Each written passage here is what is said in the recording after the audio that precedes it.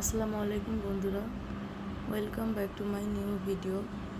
তো ওই যে দেখতে পাচ্ছেন আমার ব্যাট, এটা মশা মারার একটা ব্যাট। তো দেখেন এর অবস্থা, আমার বাচ্চারা কী করছে দেখেন, কাজই করে না। তো এটাই এখন দেখি কি করা যায়, ভাবতেছি একটু ঠিকঠাক করা যায় কি না। তো ভাবলাম যে দেখেন, আসলে মেয়েরা বাসায় শুধু রান্নাই করে না, আরও কত কাজ করে। হাজব্যান্ডরা তো মেয়েদেরকে সবসময় বলে তোমাদের তো বাসায় কাজই নেই। তো দেখেন, আমার মতো হাজব্যান্ড যাদের আছে তাদের আর কি এরকম, বউদের আর কি এরকমভাবেই কাজ করতে হয়। তার কারণ আমার হাজব্যান্ড এখন রাত্রি বাজে 12টা, তাকে বলছিলাম ব্যাগটা ঠিক করে নিয়ে আসার জন্য।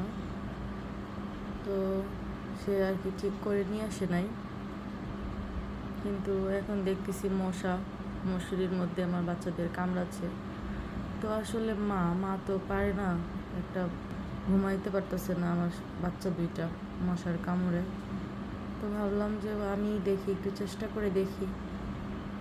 তো এর আগেও আমি খুলছি ব্যাটটা, আজকে 3-4 দিন ধরে আর কি এরকম নষ্ট হয়ে আছে।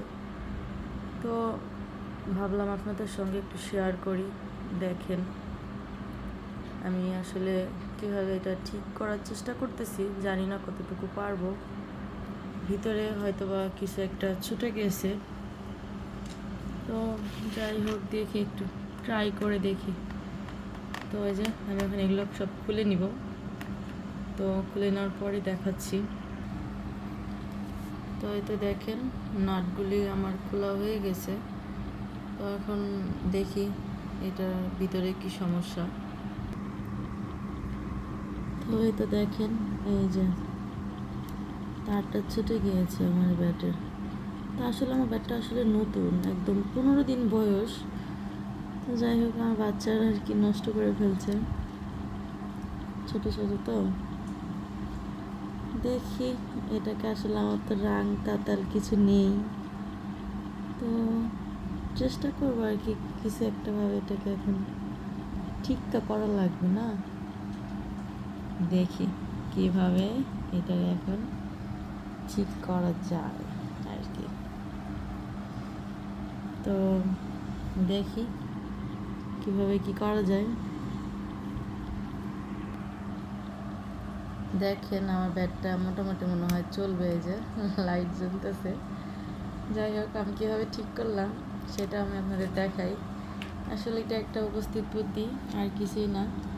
তো যেহেতু আমার কাছে রাং বা তাতাল কোনোটাই নেই, আমি এখানে একটা কালো টেপ মেরে দিয়েছি। তো যাই হোক, আজকে আর কি রাতটা চলুক, কালকে এটারে যেভাবে হোক ডাক্তারের কাছে পাঠাবো ইনশাল্লাহ। চিকিৎসা খুবই জরুরি। তো এই যে দেখেন ব্যাটারিটা নড়ায় ফেলছে। আসলে ব্যাটারিটা যখন নড়ে তখন দেখা যায় কি এটা ইয়ে হয়ে যাচ্ছে আর কি, ছুটে যাচ্ছে। তো আমি চেষ্টা করতেছি যেন ব্যাটারিটা আমার এখানে না নড়াচড়া করে।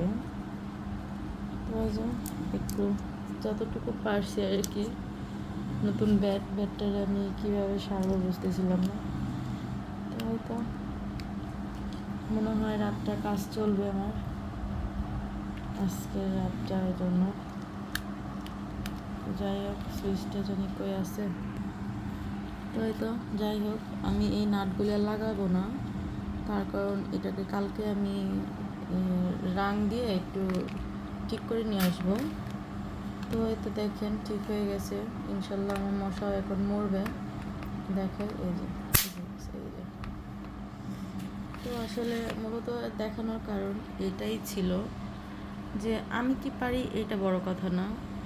তো মানে যেসব ছেলে মানুষ মানে বাড়িতে বউদেরকে বলে যে তোমরা খাও আর ঘুমাও, সারাদিন তো কোনো কাজ নেই, তাদেরকেই একটা কথা বলবো যে মেয়েরা যদি চায় তাহলে চেষ্টা করলে মেয়েরা সব কিছুই করতে পারে।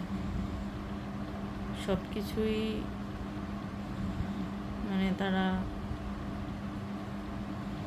চাইলে পারে, কেন পারবে না বলে?